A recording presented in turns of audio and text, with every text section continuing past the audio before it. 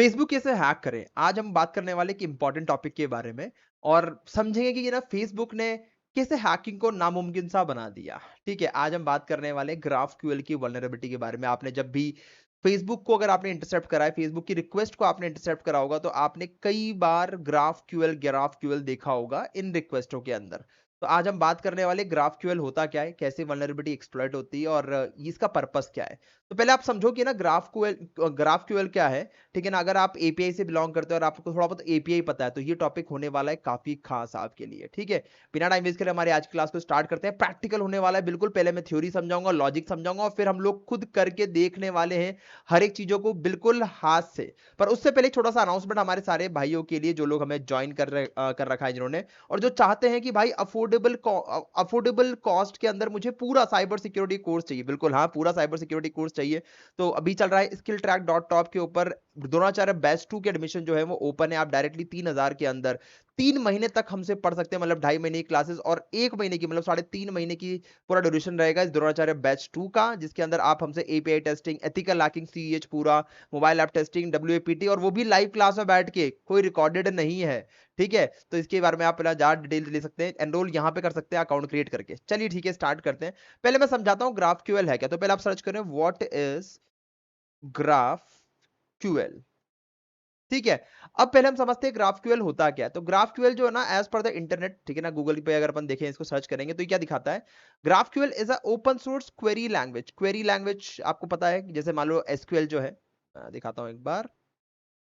हाँ, ठीक है, एसक्यूएल आपने सुना होगा, माई सीक्वल जो है, माई एसक्यूएल, ये स्ट्रक्चर क्वेरी लैंग्वेज, डेटाबेस से कम्युनिकेशन करने के लिए, अगर आपको डेटाबेस से कोई बात करनी है तो आपको ये एसक्यूएल लैंग्वेज का यूज करना पड़ता है। ऐसे ही एपीआई से बात करना है, मतलब एपीआई आपको पता है, एप्लीकेशन प्रोग्रामिंग इंटरफेस, इसका बहुत बड़ा रोल होता है। अब ये कहाँ कहाँ यूज होती है, जैसे आपने सुना होगा बैंक की एपीआई होती है, जहाँ पे अब जैसे आप हमारी वेबसाइट पे जाके पेमेंट करोगे, तो वहां पे हमने बैंक की एपीआई को इंटीग्रेट कर रखा है, जो सीधे हमारी वेबसाइट के थ्रू आपको कहाँ लेके आता है, बैंक के सर्वर पे, ताकि आप पेमेंट कर सको। ऐसे ही आपने कई बार सुना होगा एसएमएस की एपीआई होती है। एसएमएस एपीआई क्या काम करता है, जैसे आप वेबसाइट वगैरह पे जाते हैं, अपना ओटीपी आता है आपके मोबाइल पे, तो आपको क्या लगता है कि अमेजोन कोई टेलीकॉम सर्विस प्रोवाइडर है? नहीं ना।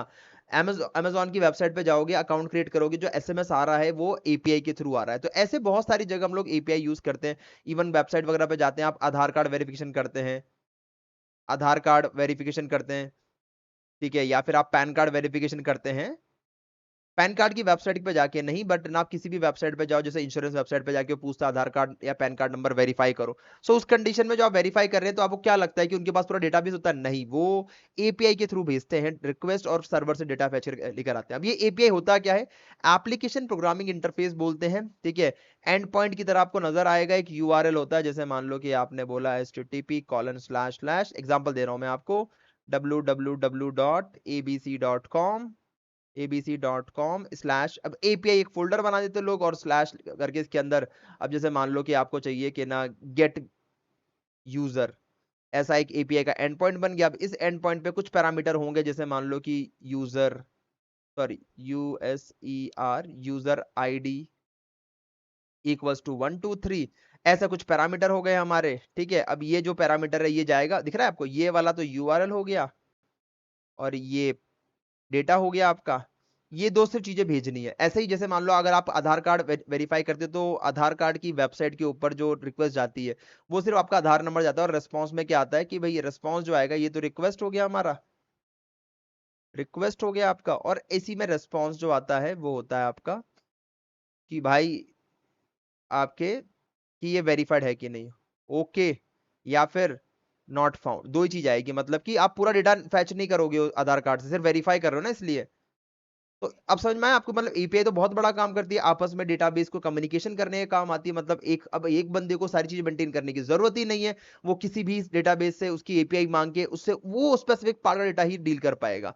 अब सबसे बड़ी दिक्कत पता है क्या होती है यहाँ पे एपीआई में, बड़े सारे लिंक्स होते हैं, हर चीज के एक 50 लिंक होते हैं, इसका ये लिंक, इसका वो लिंक, इसका वो लिंक। हर लिंक पे एक स्टैटिक डेटा अवेलेबल है, मतलब कि जो जब भी आप उस लिंक पे रिक्वेस्ट करोगे, तो वो डेटा पूरा पूरा फेच होकर आ जाएगा। मतलब अगर मुझे 4 चाहिए ना, 4 नहीं देगा, उस लिंक के ऊपर जो भी डेटा अवेलेबल है सारा सारा दे देगा। ये एक बहुत बड़ा इश्यू, मतलब कि ओवर इंफॉर्मेशन शेयरिंग बोलते हैं अपन इसको।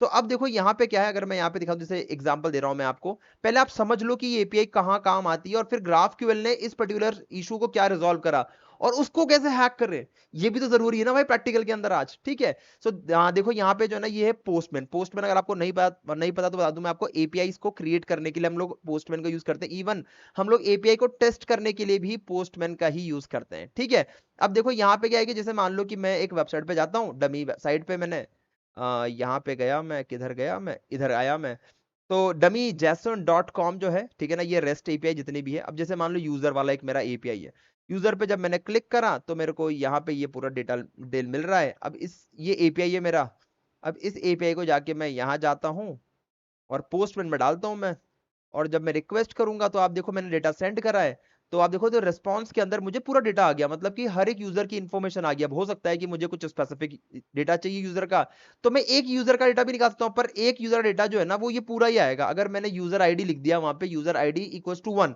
मुझे एक का चाहिए, सारे का नहीं चाहिए, तो उस कंडीशन में फर्स्ट नेम भी देगा, लास्ट नेम भी देगा, मीडियम नेम भी देगा, और फिर एज जेंडर सब देगा। अब इशू पता है क्या था कि ना भाई, अब इसके लिए क्या करूँ कि फिर मुझे अगर मान लो सिर्फ मुझे मोबाइल नंबर निकालना है, ईमेल निकालना है उस पर्टिकुलर यूजर का, तो फिर मुझे एक अलग से एपीआई बनानी पड़ेगी, और ऐसी में कितनी एपीआई बनाऊंगा, ये सब डिटेल तो मुझे यूजर की मेरे पास स्टोर है, पर मुझे सारी नहीं चाहिए, मुझे कुछ स्पेसिफिक चाहिए।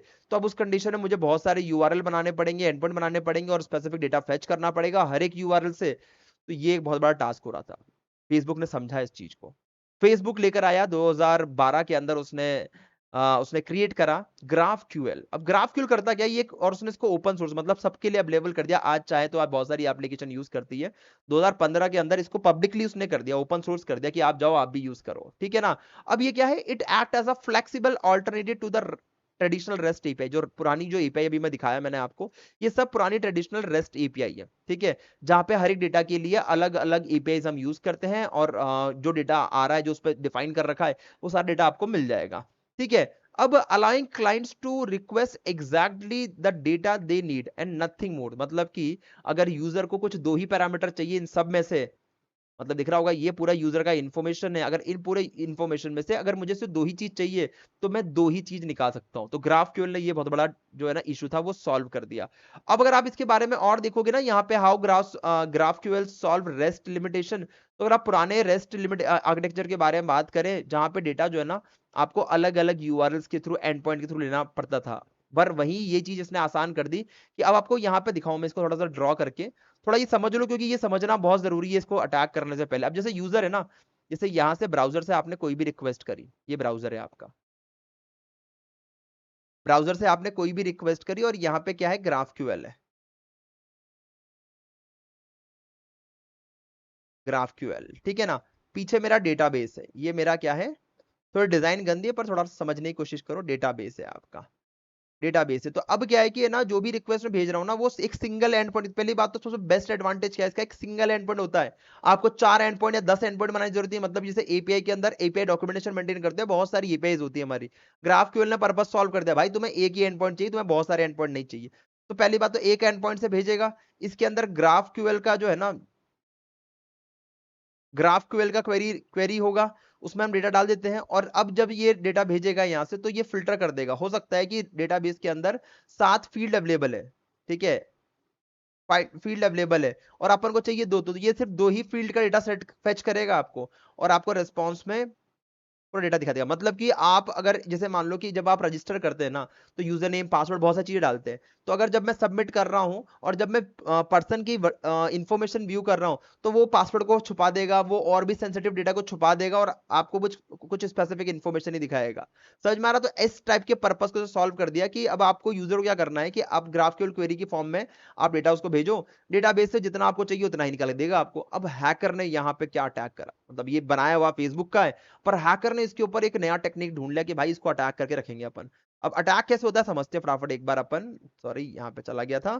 ठीक है, अब समझते हैं अटैक कैसे होता है इसके अंदर।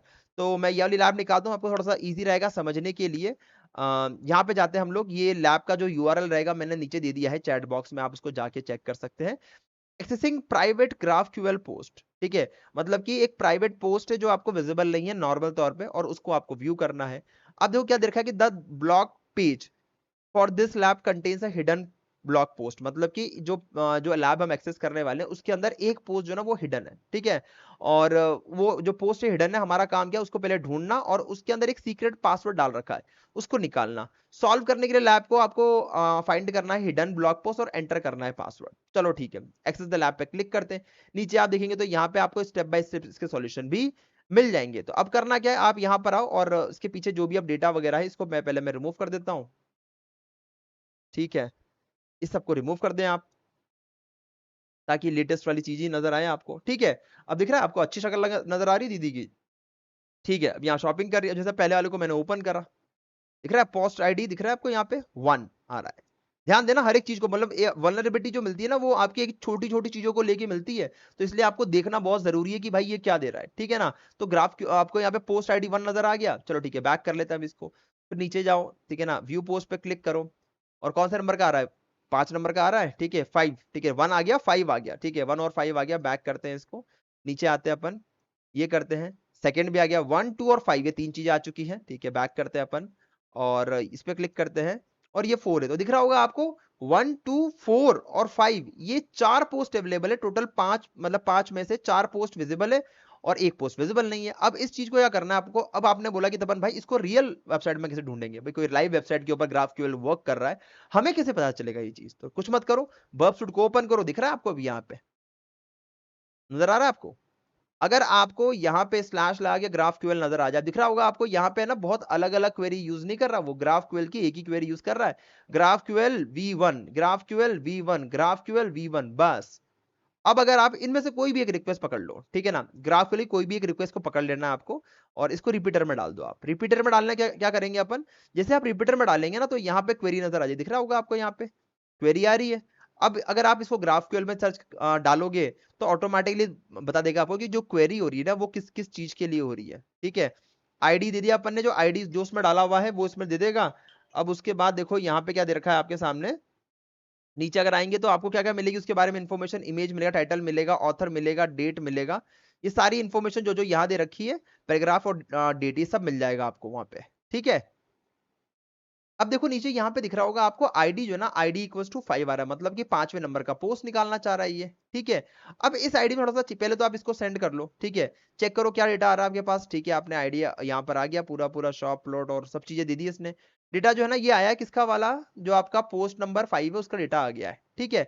अब यहाँ पे एक बार पैरामीटर में चेंज करो एक बार और 3 करके देखो एक बार क्या दे रहा है ये, 3 करा अपन ने यहाँ पे, ठीक है। थोड़ा नीचे करें अपन तो यहाँ पे कुछ आ रहा है, पासवर्ड जैसा कुछ आ रहा है, देखो पासवर्ड जैसा कुछ भी नहीं आ रहा है यहाँ तो, ठीक है ना, तो मतलब यहाँ तो नहीं है, इसको हटा दो आप। तो मतलब कि 3 से मतलब 3 पे कोई ना कोई डेटा तो अवेलेबल है हमारा, ठीक है, यहाँ पे दिख रहा होगा। तो इस तरीके से अपन लोग क्या कर सकते हैं कि ना हिडन को तो आइडेंटिफाई कर सकते हैं। अब रही बात एक्सप्लोइटेशन करने की, भाई हिडन तो मैंने आइडेंटिफाई कर लिया, या अगर आप यहाँ पे जाएंगे तो स्टेप बाय स्टेप लिखा हुआ भी है, देखो आप यहाँ पे इसने क्या बोल रखा है कि in the response of a GraphQL each blog post has its own subsequential id, blog post id 3 is missing in the list indicating that the hidden post is there, find आपको फाइंड करना है, right click करके send करना है repeater के अंदर। और अब यहाँ पे जाके क्या करने वाला हूं मैं, यहाँ पे ना ये दे रखा है कि इंट्रोस्पेक्शन क्वेरी। अब ये इंट्रोस्पेक्शन क्वेरी क्या होता है पहले आप ये समझो, मतलब बात के बाद देखो सॉल्व करना कोई बहुत बड़ा इशू नहीं है, पर ये होता क्या ही है। अब आपने बोला कि तपन सर ये चीज समझ में आई अपन को कि भाई ये जो ग्राफ क्यूएल है ना कर क्या रहा है, ग्राफ क्यूएल फिल्टर कर रहा है एक तरीके से, ठीक है ना। ये ग्राफ क्यूएल हो गया हमारा ग्राफ क्यूएल, ठीक है। मतलब कि अगर यूजर ने किसी, जैसे मान लो कि मैं यूजर 1 हूं और मैंने यूजर 2 की इन्फॉर्मेशन मुझे व्यू करनी, तो मुझे बेसिक इन्फॉर्मेशन मिलती है। अगर आप इंस्टाग्राम पे जाके किसी भी यूजर को, ये इंस्टाग्राम में भी चलता है ये सब चीजें, ठीक है ना, इंस्टाग्राम पे जाके अगर आप अपना ही अकाउंट ओपन करते हो, अपना अकाउंट पे आता है ना माई प्रोफाइल पे क्लिक करते हो, तो माई प्रोफाइल पे क्लिक करने के बाद आपको अपना मोबाइल नंबर नजर आता है, ईमेल आईडी नजर आता है, और वहीं अगर आप सर्च में जाके किसी दूसरे बंदे की प्रोफाइल ओपन करते हो तो क्या आपको उसका मोबाइल नंबर और ईमेल आईडी नजर आता है, नहीं आता ना। सो मतलब कि वो डेटा तो होता है पर वो आपको दिखाता नहीं है, मतलब डेटा तो है पर आपको नहीं दिख रहा बस, ठीक है। तो ग्राफ क्यूल करता गया है कि जो भाई इसके पास है ना, हो सकता है कि 1 2 3 4, 1 2 3, सॉरी 3, एक सेकेंड, 3 4 और 5 इंफॉर्मेशन है, ठीक है। पर जब ये आपको रिस्पॉन्स दे रहा है तो ये आपको 1 और 2 ही दिखा रहा है, समझ में आ रहा है। पर आपका एक क्वेश्चन की तमन भाई कि ये जो ग्राफक्यूएल के पीछे जो रखा हुआ है डेटा, मुझे इन सब पैरामीटर के बारे में जानना है। ये सब कितने पैरामीटर है, कौन से फील्ड अवेलेबल है, ये सब मुझे जानना है। तो इसका कोई तरीका है तो बताओ ना आपकी, ऐसा कोई तरीका है क्या? बिल्कुल हाँ, वही है ये क्वेरी। अब इसको आते हैं अपन, इसको आप गूगल पे जाके थोड़ा सर्च कर लो, थोड़ा सा आपको डिटेल मिल जाएगी पढ़ने के लिए, ठीक है। और वही चीज, द्रोणाचार्य बैच में एनरोल नहीं करा तो एनरोल कर लेना भाई, बहुत लिमिटेड सीट है और मंडे को बैच स्टार्ट होने वाला है। और अगर आप चाहो तो किसी भी कोर्स को है ना इंडिविजुअल भी एनरोल कर सकते हो। सीएच को लाइव आप 1500 में पढ़ सकते हो, वेब टेस्टिंग को 999 में पढ़ सकते हो, स्किल ट्रैक डॉट टॉप पे जाके। सॉरी, मैं क्या पढ़ा रहा था, कहां पर आ गया मैं, ठीक है। अब मुझे यहाँ पे जाना है, मुझे टाइप करना है व्हाट इज, ठीक है, इन ग्राफक्यूएल, ग्राफक्यूएल, ठीक है। अब देखो आप समझते हैं इसको। तो ये जो बता रखा है कि इंट्रोस्पेक्शन क्वेरी जो है ये करता क्या है कि an introspection query is a built in GraphQL feature, मतलब ये ग्राफक्यूएल का इनबिल्ट फीचर है। ये अलाउ करता है कि अलाउ यू टू क्वेरी, मतलब ये अलाउ करता है आपको क्वेरी करने के लिए ग्राफक्यूएल सर्वर से, ठीक है ना, for information about A schema. Information dot schema आपने डेटाबेस में देखा होगा। ऐसे ही अगर आपको इसके स्कीमा के बारे में जानना है कि अब स्कीमा में क्या क्या होगा इसके अंदर, समझते हैं अपन, ठीक है। Specially it makes a GraphQL self documenting, meaning it can ask an API what queries, mutation, data type और फील्ड, मतलब कौन कौन से फील्ड तुम्हारे वहां पे अवेलेबल है, मुझे ये बता दो भाई मेरे, समझ में आ रहा है। तो ये तो बहुत इंपॉर्टेंट है। अगर मान लो जैसे आपने मोबाइल नंबर, ईमेल आईडी आपने छुपा रखा है, जब आप व्यू कर रहे हो दूसरे यूजर की प्रोफाइल पे तो आपको नजर नहीं आता। तो अगर आपने इस टाइप को कन्वर्ट करा उसको इस वाली क्वेरी के अंदर, इंट्रोस्पेक्शन क्वेरी के अंदर, तो वो भी दिखाएगा कि इसमें ये फील्ड भी अवेलेबल है। बाद में जाके आप इस डेटा को निकाल भी सकते हो, अभी दिखाता हूं मैं करके आपको, ठीक है। तो आप यहां पर आए और आपने बोला चलो ठीक है, इसको अपन जाके सेट करते हैं। तो अपन इधर आए बर्ब सूट के ऊपर, बर्ब सूट में आने के बाद, ठीक है, यहाँ पे जाने के बाद अपने दिख रहा है ग्राफक्यूएल। अभी आ गया इंटर सेट इंट्रोस्पेक्शन क्वेरी, यहां से आएगा ये, और ये कम्युनिटी एडिशन में अवेलेबल है, तो आपको ना प्रोफेशनल एडिशन की जरूरत नहीं पड़ेगी ये लैब को सॉल्व करने के लिए। ये आ गया, अपन ने कर दिया यहाँ पे, ठीक है। अब देखेंगे अपन, तो यहाँ पे दे दिया इसने क्वेरी इंट्रोस्पेक्शन क्वेरी, समझ में आ रहा है आपको। तो यहाँ पे इसने ऐड तो कर दिया ये चीज। अब सेंड करके चेक करते हैं, जब मैंने सेंड करा तो भाई चेक करें, तो अब देखो यहाँ पे ये दिख रहा है आपको, यहाँ पे पूरा दे दिया इसने, नेम, आईडी, ठीक है, काइंड, वो सब दे दिया इसने, बहुत सारी चीज दे दी इसने, इमेज भी दे दिया, इमेज भी पैरामीटर है एक उसके पास, ठीक है। ऐसे करके इसने दे दिया, बहुत सारी चीजें दे दी, टाइटल दे दिया उसने। अब यहाँ पे सर्च करो कुछ पासवर्ड टाइप का कुछ है क्या, पास, हाँ दे दिया, पोस्ट का पासवर्ड नजर आ रहा है आपको। पोस्ट पासवर्ड भी एक पैरामीटर है भाई, पोस्ट पासवर्ड एक पैरामीटर है। अब ध्यान देना, ग्राफक्यूएल क्या करता है कि एक क्वेरी बनाता है और आपको जितना डेटा चाहिए वो सिर्फ वही आपको सर्वर को भेजने के लिए बोलेगा कि भाई यही भेजना आपको। अब आप क्या करो, इसको कॉपी कर लो, यहाँ पे कॉपी कर लो इसको, और ग्राफक्यूएल में जाके एक पैरामीटर और ऐड कर दो कि भाई मुझे इसके अलावा जो है ना ये और चाहिए। पर इसके लिए क्या करो, आप नई वाला एक रिक्वेस्ट ले लेते हैं। इस वाली रिक्वेस्ट पे गया मैं, इसको रिपीटर पे डाल दिया। अब पहले क्या बोल रहा था कि उसमें से कुछ चीजें उसने हाइड इसलिए करी थी क्योंकि ग्राफक्यूएल क्या बोल रहा है कि मुझे सिर्फ इतने ही पैरामीटर चाहिए, मुझे इमेज चाहिए, टाइटल चाहिए, ऑथर चाहिए, डेट चाहिए और एक फोटोग्राफ चाहिए, बस दैट्स इट। उसने वो फील्ड छुपा दिया जिसमें पासवर्ड था, और वो मैंने क्या करा, इंट्रोस्पेक्शन क्वेरी के थ्रू मैंने वो वाला फील्ड भी निकाल लिया। अब मुझे करना क्या है, एंटर मार के इसको यहाँ पोस्ट कर देते हैं। और थर्ड नंबर का पोस्ट है तो भाई 3 कर देते हैं इसको। अब चेक करते हैं क्या मैं डेटा फेच कर पा रहा हूं नहीं कर पा रहा। तो जब मैंने सेंड करा तो अब देखो यहाँ पे डाले अपन पास, तो बिल्कुल यहाँ पे दिख रहा होगा आपको, पासवर्ड का भी डेटा उसने निकाल के दे दिया मुझे। इसको अब जाके यहाँ पे कॉपी कर लो, कॉपी करके देखते हैं कि क्या ये एक्चुअल में डेटा था या नहीं था। और सबमिट पे जाके यहाँ पे जाके अगर मैं डालता हूँ इसको, सॉल्व हो गया। समझ में आ गया। तो मतलब कि बनाया गया था ग्राफक्यूएल को ताकि एपीआई के जो ओवर इंफॉर्मेशन शेयरिंग है, अलग अलग यूआरएल की डिपेंडेंसी है, उसको हटाया जाए। और उसके बाद जब वो ग्राफक्यूएल लेकर आया, फेसबुक पब्लिकली ओपन कर दिया, बहुत सारे इंस्टाग्राम में आप देखोगे ग्राफक्यूएल की क्वेरीज जाती है, आप वहां पे ये चीज ट्राई कर सकते हो। और उसके बाद हैकर ने क्या करा, इसी में ही बग ढूंढ लिया और इसको भी एक्सप्लॉइट कर लिया। ऐसे बहुत सारे ऑर्डर एडवांस बग्स जो है ना हम हमारे चैनल पे लेकर आते हैं। अच्छी लगी वीडियो, आपको लगा कि यार इन्फॉर्मेटिव था, तो एक वीडियो के ऊपर लाइक तो बनता है, प्लस साथ में जैसे आप ना चैट को थोड़ा स्वाइप करोगे तो वहां पे एक हाइप का बटन है, सपोर्ट करते हो और आप चाहते हो कि ऐसी रेगुलर वीडियो आती रहे, तो हाइप वाले बटन को दबा देना ताकि थोड़ा सा ज्यादा लोग तक ये वीडियो पहुंचे और उन लोगों को भी ये बेनिफिट हो सके। साथ में एक और इंपॉर्टेंट चीज जाने से पहले वापस बता देता हूं मैं आपको कि अगर आपको ऐसे ही प्रैक्टिकल बग्स सीखने हैं हमारे साथ में लाइव क्लास के अंदर आके, तो बिल्कुल हाँ, आप जाना मत भूलें, skill track dot top, description में भी लिंक है इसका, साथ में आपके चैट बॉक्स में मैंने पिन कर रखा है। स्किल ट्रैक डॉट टॉप पे जाके आप इसको रजिस्टर कर सकते हैं और द्रोणाचार्य बैच 2 जो है, जिसके अंदर टोटल मिला के आपके 3 महीने 2.5 महीने क्लास चलेगी और 1 महीने की इंटर्नशिप, 3.5 महीने का कोर्स है ये, जो सिर्फ मात्र आपको मिल रहा है 3,000 के अंदर, जिसमें सीईएच मिल रहा है आपको, एपीआई टेस्टिंग, वेब टेस्टिंग और साथ में मोबाइल ऐप टेस्टिंग भी इसके अंदर है, और वो भी लाइव क्लास में। पूरे मंथ के अंदर आपको 5 रिकॉर्डिंग एक्सेस मिलेगा, हर क्लास का आपको पीडीएफ मिलेगा, एमसीक्यू मिलेगा, जॉब इंटरव्यू की फ्री की तैयारी होगी इसके अंदर, इंटरव्यूज के एमसीक्यूज के थ्रू, वो सब मिलेगा आपको। तो जाए ज्वाइन करें और वेट मत करें, क्योंकि ये सिर्फ लिमिटेड बच्चों के लिए, 50 बच्चों के लिए हमने अवेलेबल कर रखा है। नेक्स्ट मंडे से क्लास स्टार्ट होने वाली है, जाए आप ज्वाइन करिए। मिलते हैं फिर नेक्स्ट वीडियो में। इस वीडियो में इतना ही। Thank you so much, have a nice day, bye. और सब्सक्राइब करना मत भूलना, क्योंकि आने वाली बहुत सारी वीडियोस आपका वेट कर रही, और वो भी प्रैक्टिकल। जय हिंद, जय भारत।